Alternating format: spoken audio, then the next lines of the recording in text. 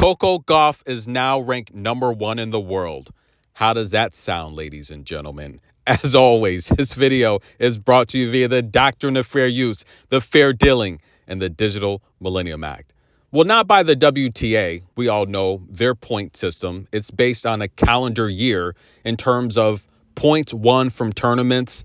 However, the UTR ranking system factors in current performance. That's right. It factors in your form, your level. The UTR system, it's regarded by Novak as the premier ranking system. Okay. Instead of factoring in points from, 10, 11, even 12 months ago, the UTR takes a look at your current form. And we all know Coco's ranked number 3 by the WTA. She had a high of number 2 last summer, where we saw Sabalenka, when she failed to make the French Open semifinal year over year, she was bounced out in the quarterfinal. And of course, she failed to make that Wimbledon semifinal that she made in 23. She lost a lot of points. And Coco, coming off of that impressive summer from 23, where she won DC, Cincinnati, and the U.S. Open, she surged ahead into number 2 in the rankings, bumping out Sabalenka, who fell down to 3. Now, the UTR doesn't consider points being defended from the previous season, or a 12-month calendar year, if you will.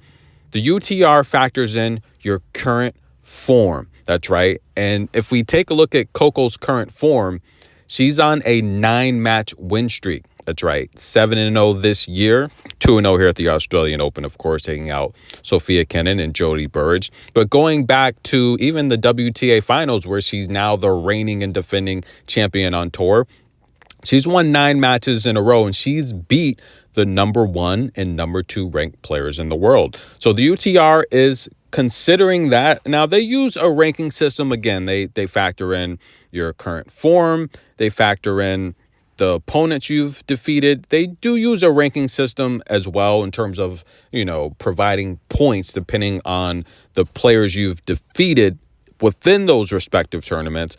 But I think it's a better system than the WTA, because the WTA, for example, you can have someone ranked inside the top 10 who, let's say, for the sake of an argument, won a Grand Slam title, but now they're injured, right? So within the last 12 months, they possibly won a big tournament, a slam, a master event.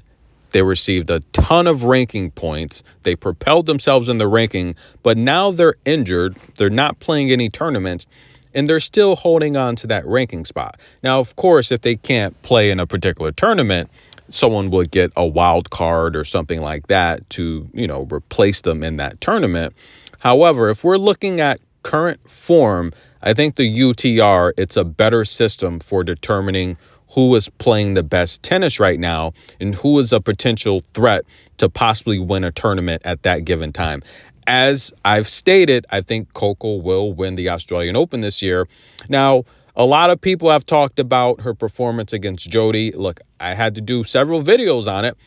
I will say this, and this is no disrespect to any player on tour. This is the part where I have to give fair criticism.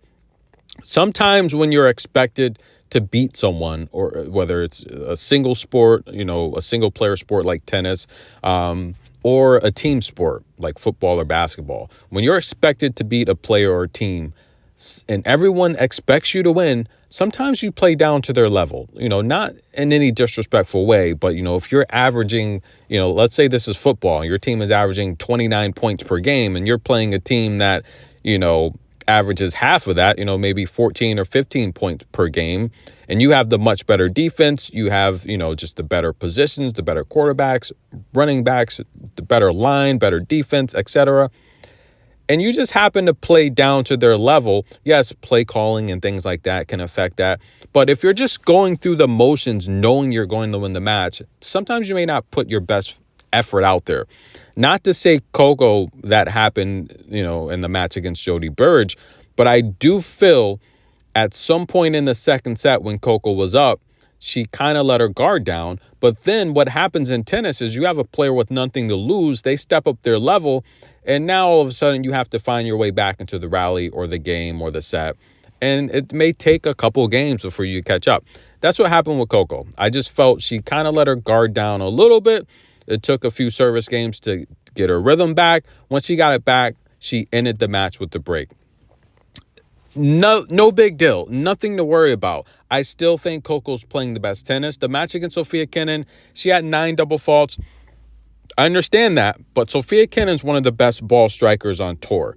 So again, I don't really look into that match. She beat her 6-3, 6-3. I think that was a great performance. I mean, you can give Sofia Kenin, put her up against Sabalenka the way Sabalenka looked against Buzas Monero. I don't think Sabalenka beats Sofia Kenin.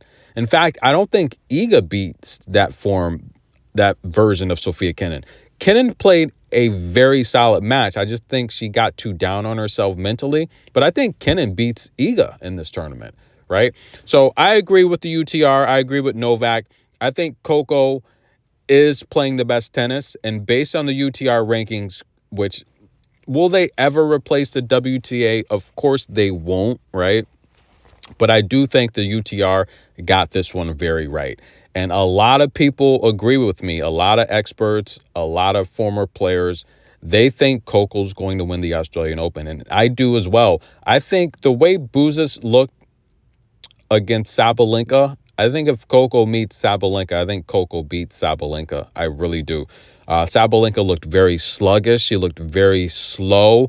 And she was very angry in that match. And she can't play that way against Coco, especially Coco being mentally focused. I think Coco beats her pretty easily. And of course, Coco's going to have the crowd on her side. Despite Sabalenka being a 2-time champion here and multiple double slam champion here, the crowd was cheering for Buzas Monero, and Sabalenka said, you guys were cheering for her. Hopefully you cheer for me next time. Yeah, they wanted her to win, and I think everyone wants a new champion here, and I think it's going to happen this year, ladies and gentlemen. Coco Gauff, your world's ranked number 1, according to the UTR rankings. What do you guys think? Did they get it right? I mean, she's on a 9-match win streak. Who would you put in place of her?